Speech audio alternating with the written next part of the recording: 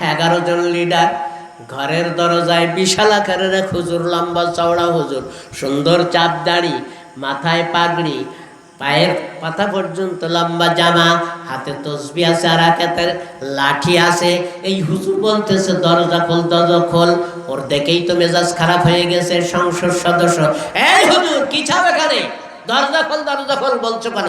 বাড়ি কোথায় তোমার? তোমার এর আগে তো দেখিনি কোনো সময়। বলছে কেন বলছি তা জানো না? দরজা খুলতে এই জন্য বলছি, আমি সুদূর নজর থেকে পায়ে হেঁটে হেঁটে তোমাদের উপকার করার জন্য আসলাম, আর তোমরা দরজা দিচ্ছ আমারে, ভিতরে ঢুকাই নিচ্ছ না। কয় কি চাও? কয় তোমরা যা চাও আমিও তাই চাই। কয় আমরা কি চাই তা তোমরা কারোর সাথে বলিনি এখন, এর এখন আলোচনাই শুরু হয়নি, কেবল নেতা দেখেছে আমরা হাজির হয়েছি। আমরা কি চাই তুমি কি জানো? কয় তোমরা যা জানো তার চেয়ে আমি বেশি জানি। নাউজুবিল্লাহ বলবেন না? নাউজুবিল্লাহ বলেন। তোমরা যা জানো তার চেয়ে বেশি আমি জানি। ভিতরের থেকে আবু জাহেল বলতেছে এই দরজাটা খুলে দিই। এই যে গায়েব জানা হুজুর। কি জানা হুজুর? গায়েব জানা হুজুর। আমরা এখন আলোচনাই করলাম না, আমরা কি আলোচনা করবো, কি সিদ্ধান্ত নেবে? এই গায়েব জানা মালে তো জানে সব, শিগগিরই খুলিয়ে তো দরজা। আমি সারা জীবন যে পাপ করেছি, মনে মনে বলতেছে আবু জাহেল, সারা জীবন যে পাপ করেছি যদি এই সিঁড়ির মধ্যে সব বলি দেয় তাহলে তো আমার নেতাগিরি গেছে। আবু সুফিয়ান বলতে শিগগির দরজা খোল, এ তো গায়েব জানা হুজুর। অও মনে মনে চিন্তা করতে সারা জীবন যত অপরাধ করেছি এ যদি সব মানুষের সামনে বলি দেয় তাহলে তো আমার নেতাগিরি গেছে। সব নেতারা এই চিন্তা করতেছে। লম্বা চওড়া হুজুর ভিতরে ঢুকলো এবং স্পিকারের আসনে বসে পড়লো। বসে বলতেছে শোনো জনগণ, তোমরা এই সংসদের নেতা, আমি স্পিকার, আমি যার কাছে কথা জিজ্ঞাসা করবো সেই ছাড়া দ্বিতীয় কেউ কোনো কথা বলতে পারবে না। সব নেতারা মাথা নিচু করে চুপটি করে বসে আছে। কি জিজ্ঞাসা করবে, কার কাছে জিজ্ঞাসা করবে, কি বলবে, কি অপরাধের কথা মানুষের সাথে বলে দেবে? শেষ, জীবনে যা করেছে সব তো আজকে শেষ হয়ে যাবে, এই চিন্তা করতেছে বড় বড় লিডারেরা। হুজুর ডান দিক থেকে একজন সদস্যকে ডাক দিয়ে বললেন উঠে দাঁড়াও। ওই সদস্য উঠে দাঁড়িয়েছে, জিজ্ঞাসা করতেছে স্পিকার সাহেব, ও সংসদ সদস্য বলো, আজকের এই অধিবেশনে আল্লাহর নবী আখিরি জামানার পয়গম্বর জনাবে মুহাম্মদুর রাসূলুল্লাহ সাল্লাল্লাহু আলাইহি সাল্লামের ব্যাপারে কি চিন্তা করেছো? আজকে কি পাশ করা যায়, আইন পাশ করা যায়, মুহাম্মদকে কোন কায়দায় দাবিয়ে দেওয়া যায়, কোন আইন পাশ করলে মুহাম্মদকে শেষ করে দেওয়া যায়, তুমি কি চিন্তা করেছো? সংসদের কাছে পেশ করে দাও। ওই সংসদ সদস্য বললেন হুজুর, আপনার মাধ্যমে এই সংসদকে জানিয়ে দিতে চাই যে আব্দুল্লাহর বেটা মুহাম্মদকে আমরা নাগরিকত্ব হরণ করে নেই, তার নাগরিকত্ব বাতিল করে দেই, নাগরিকত্ব বাতিল করে দিয়ে তাকে দেশ ছাড়া করে তাড়িয়ে দেই। আল্লাহর নবী যদি এই দেশ থেকে চলে যায় আর নাগরিকত্ব হরণ করলে আর কোনোদিন ফিরে আসতে পারবে না। যদি তাই না পারে তাহলে আমাদের বাপ-দাদার ধর্মের বিরুদ্ধে আর কেউ কোনো কথা বলতে পারবে না। অতএব আমাদের ধর্ম নিয়ে আমরা সুখে শান্তিতে থাকবো, আর আখিরি জামানার পয়গম্বর রাসূল আকরাম সাল্লাল্লাহু আলাইহি সাল্লাম এই মক্কা নগরী থেকে বেরিয়ে যাবে, সেটাই ভালো হবে। স্পিকার সাহেবের চিৎকার দিয়ে বলেন বস, চুপ করে বস ওই জায়গায়, তোর মাথায় তো কোনো ঘিনু নেই। এই ঘিনু নিয়ে তুমি সংসদ সদস্য হয়েছো, আব্দুল্লাহর বেটা মুহাম্মদকে দাবিয়ে দেবে, শেষ করবে? বসো ওখানে, চুপটি করে বসে পড়ো। স্পিকার সাহেব বলছে শোনো সংসদ সদস্য, তুমি যে কথা বলেছো তোমার কথা তোমার কাছে ঠিক আছে, কিন্তু তুমি কি জানো আব্দুল্লাহর বেটা মুহাম্মদকে যদি নাগরিকত্ব কেড়ে নিয়ে দেশ থেকে তাড়িয়ে দাও, যে দেশে তিনি চলে যাবেন ওই দেশের মানুষগুলোকে তার মধুমাখা জবান দিয়ে এমন আপন করে নেবে, এক সময় তোমাদের উপরে এই দলবল নিয়ে আক্রমণ চালিয়ে তোমাদেরকে শেষ করে ফেলবে। তোমরা এই মক্কা নগরীতে আর নেতৃত্ব দিতে পারবে না, এখানে আর তোমরা গদি পাবা না। ও চুপটি করে বসে পড়লো। বাম দিক থেকে আর একজনকে ডাক দিল, এই সংসদ সদস্য উঠে দাঁড়াও। বাম দিক থেকে আর একজন উঠে দাঁড়ালো, বলল সংসদ সদস্য তুমি কি চিন্তা করেছো মুহাম্মাদের ব্যাপারে? ওই ব্যক্তি বলে দিল, হুজুর আপনার মাধ্যমে আজকের সংসদকে জানিয়ে দিতে চাই, আব্দুল্লাহর বেটা মুহাম্মদকে আমরা কোনো একটা কুঠিরের ভিতরে, ঘরের ভিতরে আটকে রাখি, বাইরের দিক থেকে যে দরজা জানলা একেবারে লাগিয়ে বাইরে তালা লাগিয়ে দেই, ওই ঘরের ভিতরে তারে খানা পানি দেওয়া হবে না, দুনিয়ার মানুষের কাছেও কোনো খবর দেওয়া হবে না। ভাইয়েরা, এইভাবে যদি আমরা তাকে রেখে দিতে পারি, না খেয়ে না পান করে ওই ঘরের ভিতরে মরে মাটির সাথে মিশে যাবে, আল্লাহর নবী মরে গেলেই কেবল আমাদের বিরুদ্ধে আর কথা বলার লোক থাকবে না। চিৎকার দিয়ে সংসদ সদস্যকে থামিয়ে দিল, বসো তুমি, তোমার মাথায় কোনো ঘৃণ নাই, তোমার মাথায় আছে 20টা পায়খানা, বস। চুপটি করে বসে গেল। স্পিকার সাহেব বললেন, ও সংসদ সদস্য, তুমি যে চিন্তা করেছো তোমরা আল্লাহর নবীকে ঘরের ভিতরে আটকে রাখবে, আসলে তোমরা জানো কি জানো না আমি জানি না, আল্লাহর নবীর এমন একদল সাহাবী আছে, এমন একদল জানবাজ কর্মী আছে, যখন আল্লাহর নবীর তারা খুঁজে পাবে না, তারা পাহাড় জঙ্গল এবং সমস্ত জায়গা খুঁজে খুঁজে খুঁজে খুঁজে তোমাদের এই বদ্ধ ঘরের ভিতর থেকে আল্লাহর নবীরে বাহির করে নিয়ে যাবে, তোমরা কেউ আল্লাহর নবীরে আটকে রাখতে পারবে না। সুবহানাল্লাহ। ভাইরা আমার, এই সময় আবু জাহেল উঠে দাঁড়িয়ে আছে। বলা হয়নি যে দাঁড়া, কারণ আগেই বললেন আমি যারা জিজ্ঞেস করবো সেই ছাড়া যেন উঠে দাঁড়াবো না, কথা বলবো না। আবু জাহেল উঠে দাঁড়িয়েছে, দাঁড়িয়ে মাথায় হাত দিয়ে বলছে, হুজুর এখন আমি কথা বলবো, বিনা রানে 2 উইকেট। কয় উইকেট গেল? উইকেট খেলতে কজন লাগে? কজন লাগে? কতক্ষণ? 11 জন। ওখানে প্লেয়ার কজন? ওখানেও 11 জন। আর ক্রিকেট খেলতেও লাগে কজন? 11 জন। 11 জনের 2 উইকেট পড়ে গেছে, কোনো রান হয়নি। হয়েছে? তাহলে যিনি অধিনায়ক, ওর মাথা গরম হবে না? হবে না? ওর মাথা গরম হয়ে গেছে, বলছে দাঁড়াও হুজুর, আমি যা বলবো তাই তুমি শুনবা, ওই সমস্ত তোমার কথা শোনা হবে না। স্পিকার সাহেব একটু নরম হয়ে গেছে, দেখি তুই কি করবি? বলছে হুজুর, আমরা 7টা গোত্রের 11 জন লিডার, আমরা যার যার বাড়ি চলে যাই। এই বাড়ি যাবি তাহলে এখানে আসলি কেন? বলছে হুজুর উইকেট ফেলে দেবেন না, আমার কথা বলা শেষ হওয়ার পরে আপনি কথা বলবেন, আমি কথা বলা শেষ করি। আবু জাহেল বললেন, আমি কথা বলা শেষ করি। স্পিকার সাহেব বলছেন, ঠিক আছে বলো। আবু জাহেল বলছে, হুজুর আমরা 7 গোত্রের 11 জন লিডার, আমরা যার যার বাড়ি চলে যাই, প্রত্যেক গোত্র থেকে 2 জন করে যুবক বাছাই করে নেব। কয়জন? 2 জন করে যুবক বাছাই করে নেব। এই 2 জন করে যুবক বাছাই করে নিলে 7 গোত্রের 14 জন যুবক হবে। এই 14 জন যুবককে আমরা একটা ঘরের ভিতরে ফেলে ট্রেনিং দিয়ে দেব। এই সকাল থেকে সন্ধ্যা পর্যন্ত তাদের ট্রেনিং দেওয়া হবে। সন্ধ্যার পরে তাদের প্রত্যেকের হাতে একটা করে তরবারি দিয়ে দেওয়া হবে।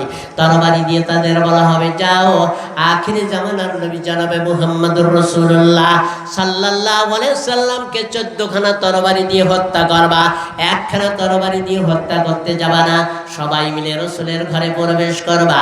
রাত যখন 12টা পার হয়ে যাবে তখন প্রবেশ করবা, তার আগে প্রবেশ করতে পারবা না। সবাই মিলে রাসূলকে ঘিরে ধরবা, 14খানা তরবারি উঁচু করে ধরবা।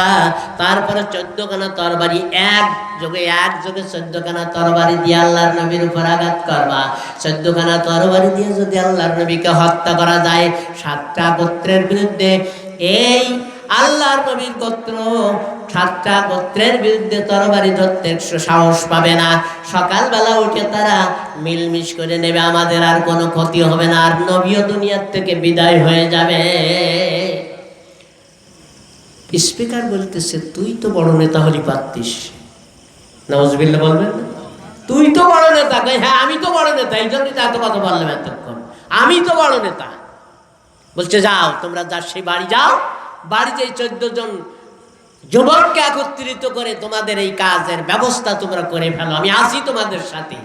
নাউজুবিল্লাহ বলল। এই লোকটাকে ডাক, এই লোকটাকে, এই যে বড় হুজুর, লম্বা জামা গোল টুপি, হুজুর বড় মৌলবী আছে না আমাদের দেশের মানুষেরা, এই লম্বা জামা গোল টুপি হুজুর বড় মৌলবীদের খুব বেশি পছন্দ করে। করে না? করে না? কোন মানুষ অপছন্দ করে না। অথচ এই হুজুরদের ভিতরে ইবলিস শয়তান যে বাস করে এটা জনগণ জানে না। দেখলেন না সর্বনাই? যারা সর্বনাই করেন রাগ করেন না। চর্বনের মতো মুনাফিক পৃথিবীতে আর কোনো দেশে মুসলমান আছে বলে মনে হয় না। মায়েরা আমার, এই 11 জন যুবক চলে গেল, 11 জন লিডার চলে গেল। 7টা গোত্র থেকে 14 জন যুবককে তারা বাছাই করে নিল, টকবকে যুবক নিয়ে তাদের একটা ঘরের ভিতরে ফেলে তাদের ট্রেনিং দিয়ে দিল। ও যুবকেরা, আজকে তোমরা জাতির শ্রেষ্ঠ সন্তান, কিয়ামত পর্যন্ত মানুষ তোমাদের স্মরণ করবে, তোমাদের অনেক পুরস্কার দেওয়া হবে। যদি যে কাজ তোমাদের দেওয়া হচ্ছে সেই কাজটা করতে পারো, তোমরা একযোগে আল্লাহর নবীর ঘরের ভিতরে প্রবেশ করবে রাত 12টার পরে। রাত 12টার আগ পর্যন্ত রসুলের ঘর পাহারা দেবে।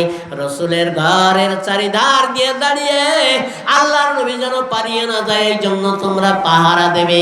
ওই যুবকদেরকে ট্রেনিং দিয়ে সন্ধ্যার পরে তাদের প্রত্যেকের হাতে একটা করে তরবারি দিয়ে ছেড়ে দিয়ে দিল। যুবকেরা আল্লাহর নবীর ঘর ঘেরাওয়া করে ফেললো। একজনের তরবারি আর একজনের দিকে উঁচু করে দিয়ে তারা সার্চলাইটের মতো আল্লাহর নবীর ঘরের দরজা জানলার দিকে তাকিয়ে থাকলো। আর মনে মনে চিন্তা করলো, কখন বাজবে 12টা, কখন বাজবে 12টা, কখন বাজবে 12টা। ঠিক সেই সময় আখিরি জামানার নবী ঘরে অবস্থান করতেছেন। জিবরাইল আমিন সালাম দিয়ে ঘরের ভিতরে প্রবেশ করলেন। জোরে কোন সুবহানাল্লাহ। আল্লাহর নবীকে সালাম দিয়ে জিবরাইল আমিন ঘরের ভিতরে প্রবেশ করলেন। প্রবেশ করেই বললেন, ইয়া রাসূলুল্লাহ, ইয়া হাবিবাল্লাহ, ও আল্লাহর নবী গো, মহান রব নির্দেশ দিয়েছেন আজকে রাত্রে আপনাকে হিজরত করে চলে যেতে হবে। কিন্তু বললে কিছু থাকে না, থাকে না। আল্লাহর নবী বললেন, বন্ধুবর জিবরাইল, আল্লাহ আমারে নির্দেশ দিয়েছেন আজকে রাত্রে হিজরত করতে হবে, আমি খুব খুশি হয়ে গেছি। আপনি কিন্তু বললেন কেন? সমস্যাটা কোথায়? আল্লাহর নবীর লক্ষ্য করে জিবরাইল আমিন বলছেন, হুজুর বাইরের দিকে তাকিয়ে দেখুন আপনি ঘেরাও হয়ে গেছেন। চিরুনি অভিযান চলছে। কি অভিযান? জোরে কর। সাহারা খাতুন, সাহারা খাতুনের আমলে চিরুনি অভিযান শুরু হয়েছিল, ঠিক না বেঠিক? সাহারা খাতুন আছে, আছে, কবরের ভিতর বাসুই দিচ্ছে, রেহাই হবে না, কোন জালেমের রেহাই হবে না। আর সব জালেমের বিচার হবে কিয়ামতের ময়দানে। সর্বশেষে জালেমদের লক্ষ্য করে যদি বলে আল্লাহ যে একদিন পরে তোদের বিচার হবে, তাহলে দাঁড়াই থাকতে ওই হাসরের ময়দানে 50,000 বছর। কত বছর? একদিন সমান 50,000 বছর এই জালেমদের দাঁড়িয়ে থাকতে হাসরের ময়দানে।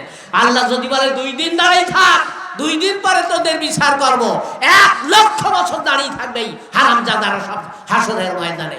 যারা জুলুম করেছে বিনা অপরাধে, একেবারে বিনা অপরাধে আপনার আমার মতো মুসলমানদেরকে জেল খাটিয়েছে, জুলুম করেছে, ঘর ছাড়িয়েছে, বাড়ি ছাড়িয়েছে, দেশ ছাড়া করে ছেড়েছে এই হারাম করার বাচ্চারা।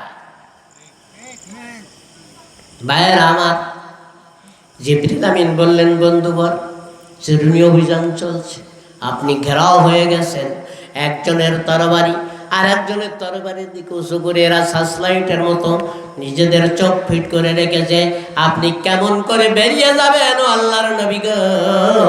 আপনি বেরিয়ে যেতে পারবেন না। এই জন্য আমি কিন্তু বললাম, মুহাম্মদুর রাসূলুল্লাহ সাল্লাল্লাহু আলাইহি সাল্লাম বললেন, বন্ধুবর জিবরাইল, তুমি যে চিন্তা করতেছো আমি সে চিন্তা করতেছি না। যে আল্লাহ আমারে নির্দেশ দিয়েছেন হিজরত করে মদিনায় যেতে হবে, আমি মুহাম্মদ এই ঘর থেকে একা বেরিয়ে যাব না, ওই আল্লাহ আমার সাথে থাকবে। জোরে চিৎকার দিয়ে বলেন সুবহানাল্লাহ। আল্লাহ নবী আলীরে ডাক দিলেন। কষ্ট হচ্ছে আপনাদের? আলীরে ডাক দিলেন।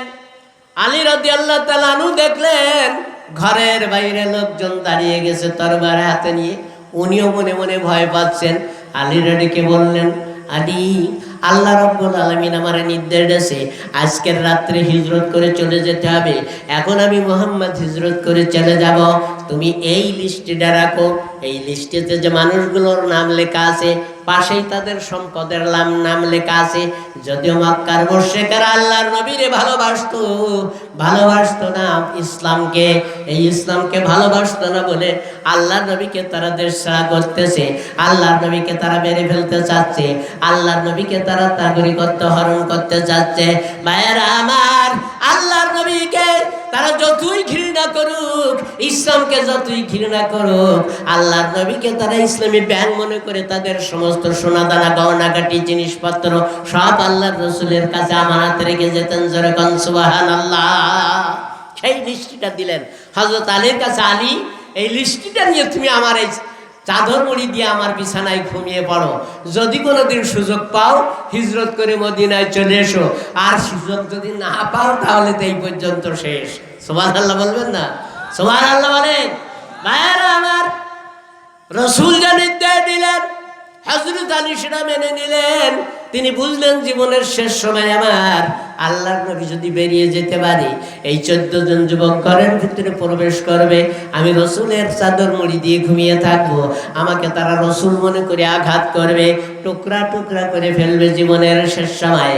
আল্লাহর নবীর নির্দেশ মেনে আল্লাহর নবীর চাদর মুড়ি দিয়ে ওই লিস্টিরা বুকের ভিতরে নিয়ে হযরত আলী রাদিয়াল্লাহু তাআলা আনহু রসুলের বিছানায় শুয়ে পড়লেন। আর শোয়ার সঙ্গে সঙ্গে মহান রব হযরত আলীর চোখে ঘুম ধরিয়ে দিলেন। জোরে কোন সুবহানাল্লাহ। আল্লাহর নবী ঘর থেকে বাইর হবেন, এক মুষ্টি বালি নিলেন, মাটি নিলেন হাতের ভিতরে, এরপরে একটা আয়াত পড়লেন সূরা ইয়াসিন। কোন সূরা? সূরা ইয়াসিনের 9 নম্বর আয়াত। ওয়াজালনা মিন বাইনি আইদিহিম সাদ্দাও ওয়া মিন খালফিহিম সাদ্দান ফাগশাইনাহুম ফাহুম লা ইউবসিরুন। ফু দিলেন এই মাটির ভিতরে, এরপরে আল্লাহকে খুশি করে আল্লাহকে স্মরণ করে ওই মাটিগুলো ছড়িয়ে দিলেন। ঘরের ভিতরে দাঁড়িয়ে মাটিগুলো ছড়িয়ে দিলেন, ওই যুবকদের চোখে যেন মাটিগুলো পড়ে, ফেরেশতারা ধরে ধরে ওই মাটিগুলো প্রত্যেকটা যুবকের মাথায় নিয়ে দিয়ে দিলেন। যুবকেরা রসুলের দিকে তাকিয়ে আছে। আল্লাহর নবী ঘর থেকে বেরিয়ে গেলেন, ওই যুবকেরা তামাম দুনিয়ার সব কিছু দেখে, দোজখের বাদশা তাদের বগলের নিচে দিয়ে বেরিয়ে গেল, তারা কেউ দেখতে পেল না। জোরে কোন সুবহানাল্লাহ। এই আয়াত তেলাওয়াত করার কারণে মাটিগুলি ফু দিয়ে তাদের গালের উপরে, তাদের মাথার উপরে ফেলে দেওয়ার কারণে তারা দুনিয়ার সব দেখলো, আখিরি জামানার নবী বেরিয়ে গেল, তারা দেখলো না। জোরে কোন সুবহানাল্লাহ। রাসূল আকরাম সাল্লাল্লাহু আলাইহি সাল্লাম বেরিয়ে যখন চলে যাচ্ছেন, ওই স্পিকার সাহেব পালিয়েছিল পাশে। কোন কায়দায় রসুলের ঘরে ঢুকবে, কোন কায়দায় রসুলকে হত্যা করবে, স্পিকার সাহেব সেটা দেখবেন, এই জন্য সে পালিয়েছিল। সে লক্ষ্য করে দেখলো রসুল তো চলে যাচ্ছে, আর এরা তো সব একজনের তরবারি আর একজনের দিকে উঁচু করে দাঁড়িয়ে আছে, কেউ তো নড়ে চড়েও না, একবার পেরেশ কাঠের মতো দাঁড়িয়ে আছে। ও কাল থেকে চিৎকার দিল, এই যুবকেরা তোরা দাঁড়িয়ে কি রাখতেছিস? তোদের নবী তো চলে গেল, মুহাম্মদ তো চলে যায়। এদের একটু হুঁশ ফিরল যুবকদের, তার চারিদিকে তাকিয়ে দেখলো, তাকিয়ে দেখে পিছন দিকে ফিরল না, কারণ তাদের লিডারেরা শিক্ষা দিয়েছে খবরদার, যতক্ষণ পর্যন্ত নবীকে হত্যা করতে না পারবে, পিছনে যদি আমরা মরেও যাই, গোটা মক্কা যদি আগুন জ্বলে যায়, কেউ পিছন দিকে তাকাবে না। সুবহানাল্লাহ। ওরা পিছন দিকে তাকাচ্ছে না, চুপচাপ দাঁড়িয়ে আছে। স্পিকার সাহেব দেখলে এরা তো তাও কথা শোনে না। স্পিকার সাহেব দৌড়ে আসলো, এদের একজনের বগলের তোলা দিয়ে সামনে উঠে দাঁড়িয়ে বলছে, এই যুবকেরা এখানে দাঁড়িয়ে আসো কেন? মুহাম্মদ তো বেরিয়ে চলে গেল। বলে, না, তুমি তো মুহাম্মাদের লোক, আমাদের ধোঁকা দেওয়ার জন্য এসেছো। আমরা আমাদের চোখ ফিট করে রেখেছি, আল্লাহর নবীর দরজার দিকে রসুল বেরিয়ে যেতে পারবে না, রসুল বেরিয়ে যায়নি। বলে, তোমাদের বিশ্বাস হচ্ছে না আমাদের কথা? বিশ্বাস হবে, তোমাদের এক হাতে তরবারি আর এক হাত খালি আছে, প্রত্যেকে মাথায় হাত দিয়ে দেখো, রসুল যাওয়ার সময় তোমাদের প্রত্যেকের মাথায় মাটি দিয়ে চলে গেছে। জোরে চিৎকার দিয়ে বলেন সুবহানাল্লাহ। এক হাত তরবারি আর এক হাত মাথায় দিয়ে, সত্যি সত্যি তো আল্লাহর নবী আমাদের মাথায় মাটি দিয়ে গেছে। তার সাথে সাথে রসুলের ঘরে দরজা জানলা দিয়ে দিয়ে লক্ষ্য করে দেখলো রসুল ঘরে আছে না নাই। তারা লক্ষ্য করে দেখলো রসুল চাদর মুড়ি দিয়ে ঘুমিয়েছে। ওই যুবকেরা বলল, তুমি মুহাম্মাদের লোক, তোমার কথা শোনা যাবে না। আমরা লক্ষ্য করে দেখতেছি ঘরে চাদর মুড়ি দিয়ে শুয়ে আছে আল্লাহর নবী। ওই স্পিকার সাহেবের কোনো কথা তারা শুনলো না, আবার এসে দাঁড়িয়ে থাকলো। কখন বাজে 12টা, কখন বাজে 12টা, এমনি করে করে ভোর হয়ে গেল। চারিদিকে পাখি যখন ডাকা শুরু করে দিল, তখন ওদের আবার হুঁশ ফিরল। ওরা তাড়াহুড়ো করে ঘরের ভিতরে প্রবেশ করলো। ঘরের ভিতরে প্রবেশ করে চাদর মুড়ি দিয়ে হযরত আলীকে লক্ষ্য করে তারা চারিধার দিয়ে দাঁড়িয়ে গেল। তরবারি সবার উঁচু করা, সবাই একযোগে তরবারির আঘাত করবে। সবাই যখন আঘাত করবে, সেই সময় ওদের ভিতর থেকে একজন বলল, থামো থামো। এই লোকটা যে আল্লাহর নবী, তোমরা কি জানো উনি তো চাদর মুড়ি ধরেই, ওই চাদরের ভিতরে কেটে আছে, আগে চাদর খোলো, দেখো যদি আল্লাহর নবী হয় তারপরে তোমরা আঘাত করবে, আগে না। মাথার কাছে যারা দাঁড়িয়েছিল চাদর টেনে পা পর্যন্ত নিয়ে দেখলো ওরা সর্বনেশ তো আলী শুয়ে গিয়েছে। হযরত আলী এই সময় ঘুম ভেঙে গেল, চোখ মুছতে মুছতে উঠে বসলো। চারিদিকে তাকাই দেখে শুধু পা আর পা, শুধু ঠ্যাং দেখা যাচ্ছে মানুষের পা। এদিকে তাকায় পা, ওদিকে তাকায় পা, ওদিকে তাকাবে, উঁচুর দিকে তাকাই দেখে সেই 14খানা তরবারি উঁচু করে দাঁড়িয়ে দিয়েছে। হযরত আলী কিচ্ছু বলছেন, ওরা বলছে, এই আলী, মুহাম্মদ কোথায় গেল, কোন দিক থেকে গেল, কখন গেল? হযরত আলী রাদিয়াল্লাহু তাআলা আনহু এই সময় হিকমত খাটালেন, সুবহানাল্লাহ বলেন, আরো জোরে বলেন। হযরত আলী বললেন, তোমরা আমার চোখ কয়টা? কয় তোর তো দুটো চোখ। কয় তোমার চোখ কয়টা? কয় আমাদের 28টা চোখ। কয় তোমরা 28টা চোখ তো সার্চ লাইটের মতো দাঁড়িয়েছিল, আমি দেখলাম, দেখি আমি শুয়ে পড়লাম এবং ঘুমালাম।